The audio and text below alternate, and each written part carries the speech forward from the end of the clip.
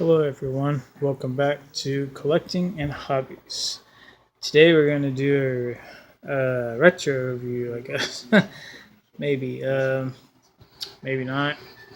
This is the first ever Star Wars Black Series action figure.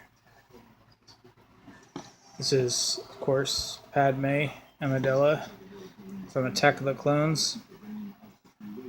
And I've been doing a lot of reviews over the Force Awakens figures lately, and I wanted to do something super articulated because a lot of people are talking about the vintage collection coming back, and the vintage collection, that's what super articulated figures are.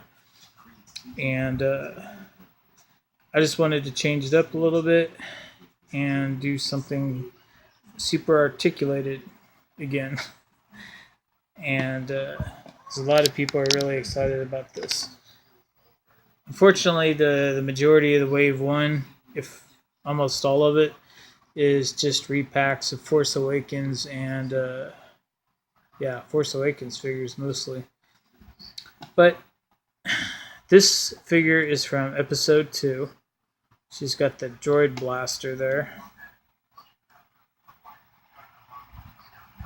Okay, I get to focus a little bit. There we go. And as you can see, there's tons of details on there. There isn't any extra paint, I don't think. It's pretty much all one color. It's kind of a gunmetal gray, blackish gray. It's not black. It's not actually black. I can show you, this is black. Look, it's her daddy. Whoops, that's not her daddy. That's her husband, actually. Spoiler alert. Okay, so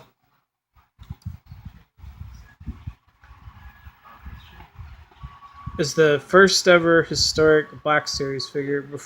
This came out around the time, I think, maybe a little bit earlier, or around the same time as the Star Wars 6-inch Black Series. So they basically renamed the vintage collection the Black Series to kind of go together. And as you can see, she's got tons of articulation. She's got a swivel there.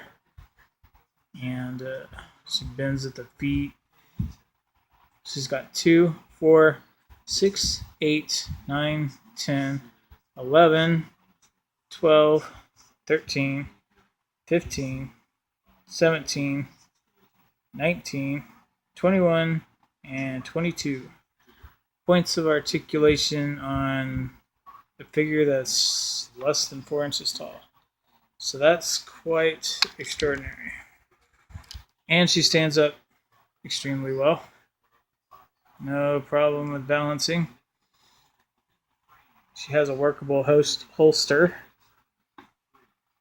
right here. She's got a trigger finger on her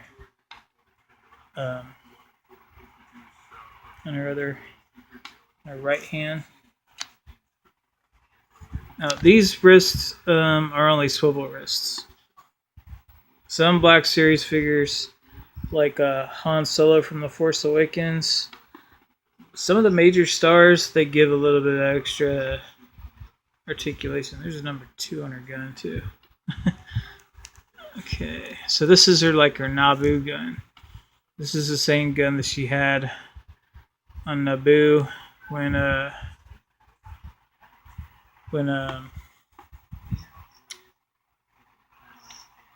she was on Naboo in the other outfit, the red outfit, in Episode 1. That's what I was trying to say.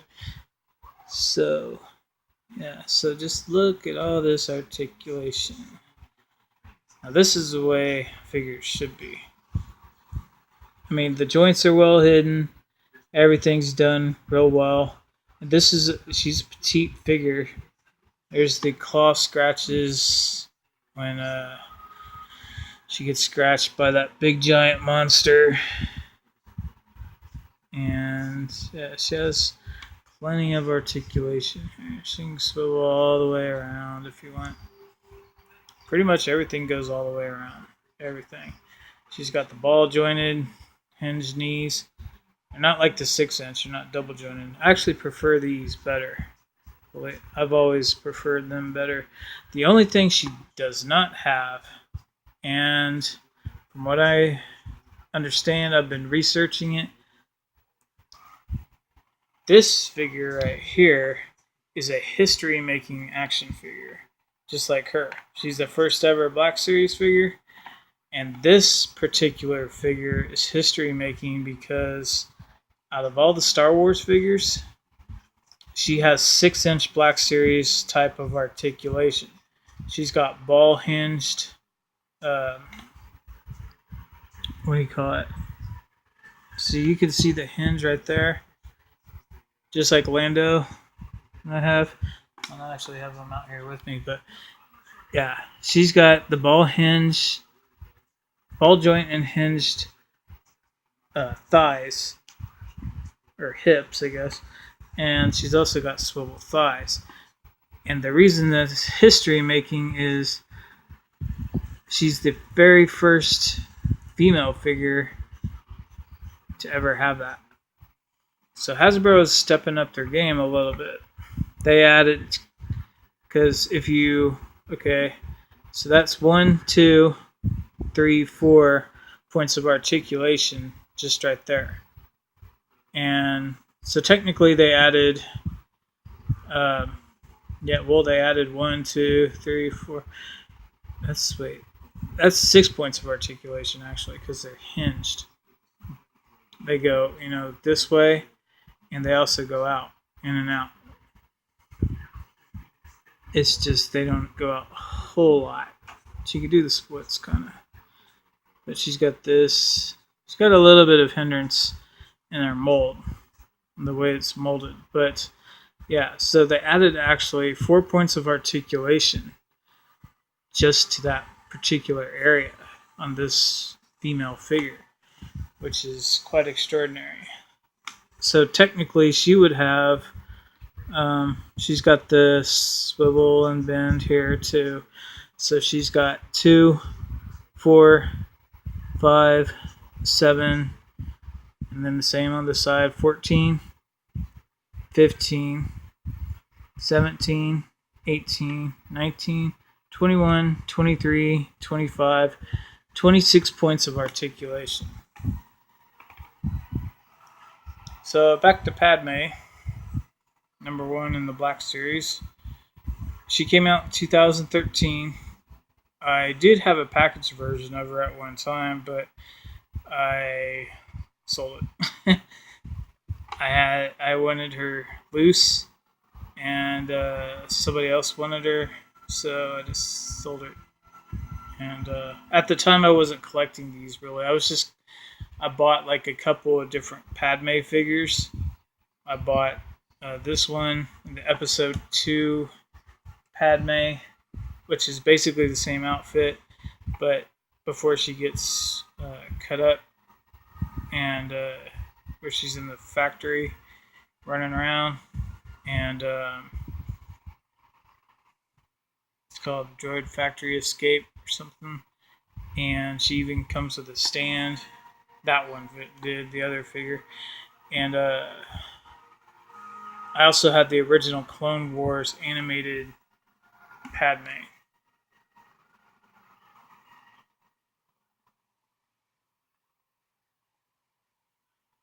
I used to have the Episode 2 flight suit Padme, where she's in the red pilot gear, like a Naboo guard. And of course I had the Episode 1 Padmes and Queen Amidellas and stuff like that. But that was a long time ago. They got stolen actually when I was moving. So anyway, so this is one of my favorite figures actually.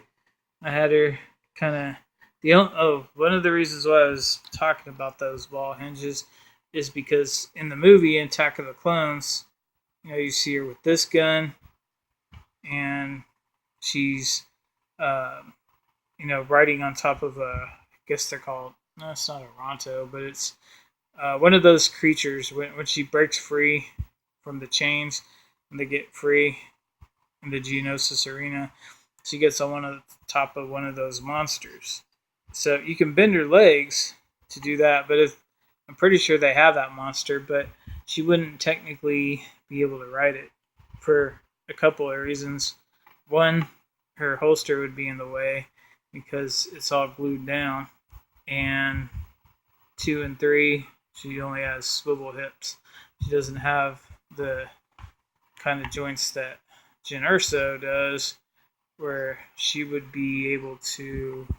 Let's see. I'm not actually sure Jyn Erso would be able to. She can't really.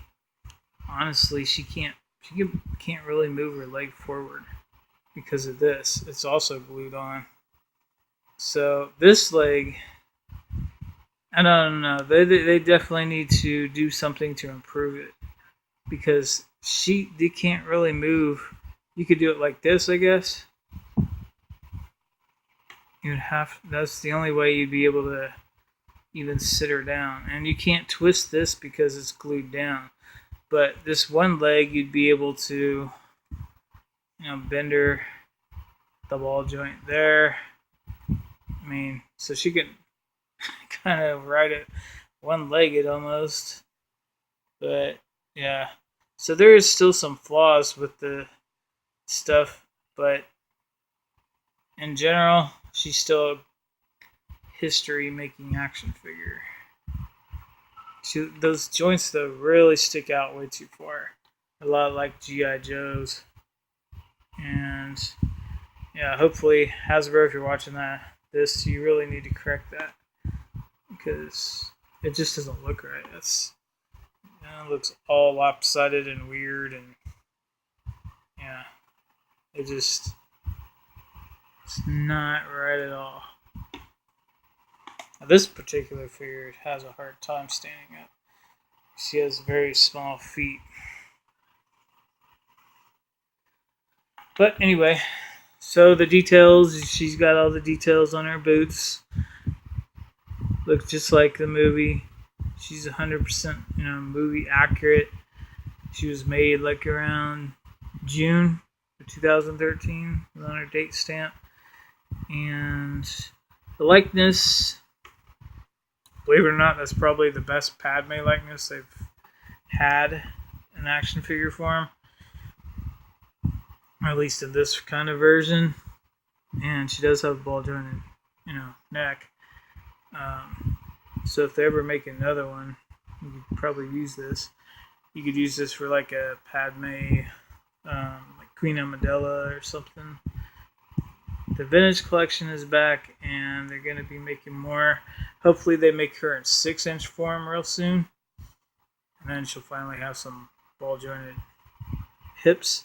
She does, I will say this much.